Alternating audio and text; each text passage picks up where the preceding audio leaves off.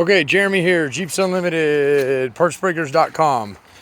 It used to be Jeeps Unlimited. We're still Jeeps Unlimited locally, but our national branding is partsbreakers.com. 303-666-9020.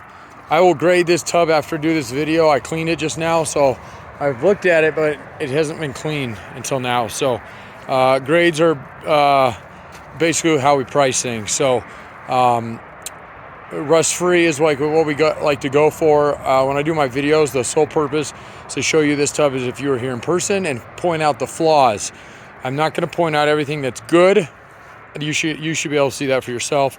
It is a very clean tub, and like I said, if there's anything I notice on it, I'll point it out, even the small things, so you see exactly what you'll receive, and no surprises. Okay, so it's a black tub, obviously, and it is a 97-01. You can tell by that firewall cutout. That is the only difference on these tubs from 97 to 06.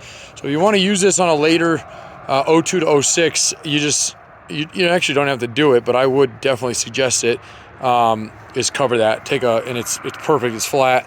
You can take sheet metal and cover that, because the heater boxes are all enclosed on the later ones. So otherwise they're identical, and they'll bolt down just the same. So driver's side rocker, good, nice straight. I don't even really see any door dings on this thing. So it is a very clean tub, and it's factory. There's a good dent there. So right, that's where your license plate bracket goes. So it was actually hard to even see that until we pulled that, because it hit it very well. The belt rails are nice and clean. That's always a common question. Up here, this loves to rust out. Again, it's wet. No rust there. Cal area, firewall, beautiful. This area is always common to get messed up, so that's nice and clean there. Passenger door rocker below, nice and clean. Passenger rear fender well, nice and clean.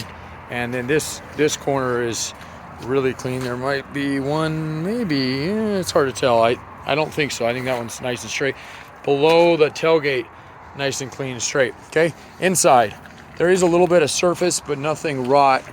Wire wheel should clean most of this up. And it's got sitting water in it because I haven't pulled the plug yet. And plug somewhere around here, but anyway, we'll get that pulled and drained out. It has surface, so don't think it doesn't, but it is all surface. Okay, this is nice and smooth. There's no rot in this, and there is even some back here, which is a little unusual to see. But this is, again, just through here. I definitely would treat this. I would probably get a wire wheel. Otherwise, there are some pretty cool paints out there that will neutralize the rust. That's probably all that needs. But if you're in the Midwest or East Coast where you're more susceptible to rust, I'd probably do a little bit more than that. Line it, pour 15, something like that. But one way you can tell this is as clean as I'm telling you it is because this roll bar came out. There's all your holes there. Threaded holes, okay, nothing broke. This area here will rot. If this is rotten, this will be your sure tell, because when you go to pull that roll bar, those bolts ain't coming out. So that's the way I can tell. They are always a pain. The fact that these came out, all of them, without breaking, is an excellent sign of this tub. Here's your driver's side here, again, surface. This one's actually cleaner than the other side, but this is actually probably just from the yard. Again, these plugs not being in, and it had dirt in it, and it was caked. So we don't use salt on the road, so there was no salt in it, but even dirt will, especially if it's, see, the carpet wears the paint off, and then it flash rusts. So that's what that is. There's a little piece of carpet still stuck in back here. Get that pulled out of here, okay? And you can see there's the dirt hiding. So, and it had full carpet in this Jeep. So, okay, so that's that. Let's get it up in the air and show you the bottom side, which I think is sometimes the most important side. So base, oh no. Oh, good. Oh, my battery's been a little weak on this forklift, so, and I'm about nighttime out here. It's getting cold, so everything seems to not like to work when it's like that. So base off the top, I would say A. When we'll look at the bottom. So I'm going to show you first off. There's the damage from this side looking in, and this is great because you can get in all the way into this, so accessible. That is first.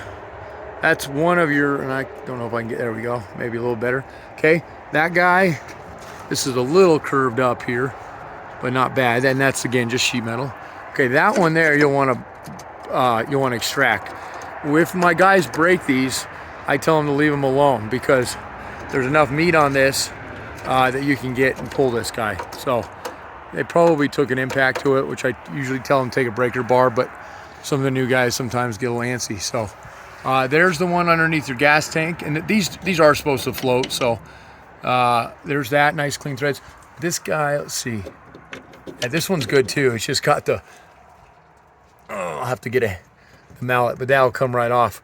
There's no broken bolt on that one. That one's nice and clean. Okay, driver's side, torque pockets. This, by the way, here, this channel here, this one is starting to. So that's good, the threads are good. You definitely would want to get in here. It's plenty strong, but the fact that it's starting to go there, I would definitely treat that. So I will definitely knock off several $100 for that guy. But that one's still good. It's on its way. Typically, you're gonna see that Midwest, East Coast, all of these. And that channel there, to replace the whole thing is a pain. This is just C channel. You can easily box that back in. Although I think on that one, it's not really needed. But don't let it go because you will be redoing something later and it's super easy to do now. So that's the front one. And then this side's perfect. I seen this one earlier when I was washing it. So it's the same thing. That center one's starting to leach. So starting to see it a little bit there, but nice good threads there. And this guy, again, this one's starting a little bit here. So like I said, we'll get it knocked down. If it wasn't for that, we'd get this tub would be priced easily at $25,000 to $3,000. And it's probably gonna sit about $1,800. I move these pretty quick at that price, regardless of the condition, but I like to be, you know, close to perfect as we can on our tubs and frames. And, you know, you'll save some money on it, so. Okay, so questions, comments, concerns, feel free to give me a shout, 303-666-9020. Partsbreakers.com. Thank you.